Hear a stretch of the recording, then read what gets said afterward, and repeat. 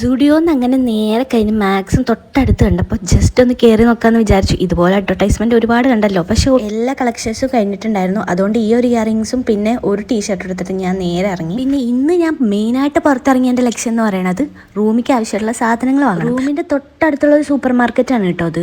അപ്പോൾ ഞാൻ ആദ്യം തന്നെ അരിയും പച്ചക്കറിയൊക്കെ വാങ്ങാനാണ് നോക്കിയത്. പണ്ട് ഇതിങ്ങനെ നോക്കിയിരിക്കുന്ന പരിപാടിയുള്ളൂ അമ്മയുടെ ഒപ്പം പോകുമ്പോൾ. ഇപ്പം ഞാൻ അമ്മേനെ വിളിച്ചിട്ട് എന്തായിരിക്കും ഒരു വില അല്ലേ എന്ന് ചോദിക്കുമ്പോൾ അമ്മയ്ക്ക് തന്നെ ചിരി വരാറുണ്ട്. അങ്ങനെ ഓരോ സാധനങ്ങൾ പിക്ക് ചെയ്തതിൻ്റെ ഇടയിലാണ് മെയിൻ സാധനം നമ്മൾ കണ്ടത്. ഹോസ്റ്റലേഴ്സിന് എന്തായാലും അറിയുണ്ടാവും, മാഗി ഇല്ലാണ്ട് നമുക്ക് എന്ത് ലൈഫിലേ. അതുപോലെ തന്നെ ഒഴിച്ചുകൂടാനാവാത്തതാണ് നമുക്ക് ഈ ചെറുപയറും ചപ്പാത്തിയും. ഫൈനലി ഇതെല്ലാം വാങ്ങി പോകുമ്പോഴും എൻ്റെ മൈൻഡിൽ ഇന്ന് ബിരിയാണി വെക്കണമെന്നാണ്. പക്ഷേ ബിരിയാണിക്കുള്ള എല്ലാ സാധനങ്ങളും ഉണ്ടായിരുന്നു, ചിക്കൻ ഉണ്ടായിരുന്നില്ല. അങ്ങനെ ഇൻസ്റ്റാമാർട്ടിൽ കയറി നേരെ ചിക്കൻ ഓർഡർ ചെയ്തിട്ടാണ്. അങ്ങനെ ബിരിയാണി ഉണ്ടാക്കാൻ ആവശ്യമായിട്ടുള്ള എല്ലാ സാധനങ്ങളും ഞാൻ സെറ്റ് ചെയ്തിട്ടുണ്ടായിരുന്നു. ഞാനിന്നിവിടെ ഉദ്ദേശിക്കുന്നത് ഒരു ദം ബിരിയാണി ആയതുകൊണ്ട് തന്നെ ചിക്കൻ ഇത്രയൊക്കെ മതി, പിന്നെ കുറച്ച് റൈസല്ലേ നമ്മൾ ഉണ്ടാക്കുന്നുള്ളൂ. അപ്പോൾ ആദ്യം തന്നെ ചിക്കൻ എല്ലാ മസാലയും കൂടെ ആഡ് ചെയ്തിട്ട് റെസ്റ്റ് ചെയ്യാൻ വെക്കണം.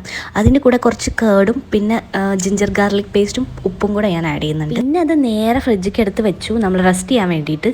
പിന്നെ നട്ട്സ് എല്ലാം നമ്മൾ നെയ്യിൽ വറുത്തെടുത്തതിന് ശേഷം മാറ്റി വെച്ചു കേട്ടോ. ഇപ്പുറത്ത് നമ്മൾ കുക്കർ ബിരിയാണിയാണ് കേട്ടോ ഉണ്ടാക്കുന്നത്. അപ്പോൾ കുക്കറിൽ നെയ്യെല്ലാം ഒഴിച്ച് ആദ്യം തന്നെ കുറച്ച് സ്പൈസസ് എല്ലാം ആഡ് ചെയ്ത് കൊടുത്തു.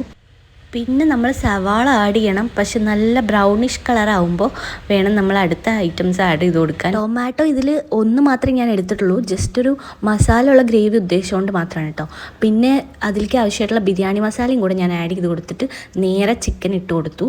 ഇത് നന്നായി ഇളക്കിയതിന് ശേഷം ജസ്റ്റ് ഒന്ന് കുക്കറിൽ ചെറുതായിട്ടൊന്ന് വിസിലൊന്നും വരണ്ട, ജസ്റ്റ് ഒന്ന് അടച്ച് വെച്ച് ചെറുതായി ചിക്കൻ വേവിക്കാൻ വേണ്ടിയിട്ട്. ഇതിക്ക് റൈസ് ഇടുന്ന വീഡിയോ ഒന്നും എടുക്കാൻ പറ്റിയില്ല, കാരണം ഞാൻ ഒറ്റയ്ക്കാണ് കുക്ക് ചെയ്യണത്. അതുകൊണ്ട് ചിലതൊക്കെ മറന്നു പോയിട്ടുണ്ട്. റൈസ് ഇട്ടതിന് ശേഷം റൈസിൻ്റെ ഡബിൾ വാട്ടറും കൂടെ ഒഴിച്ചു കൊടുത്ത് ഇങ്ങനെ അടച്ച് വെച്ചപ്പോൾ ബിരിയാണി റെഡി ആയിട്ടോ.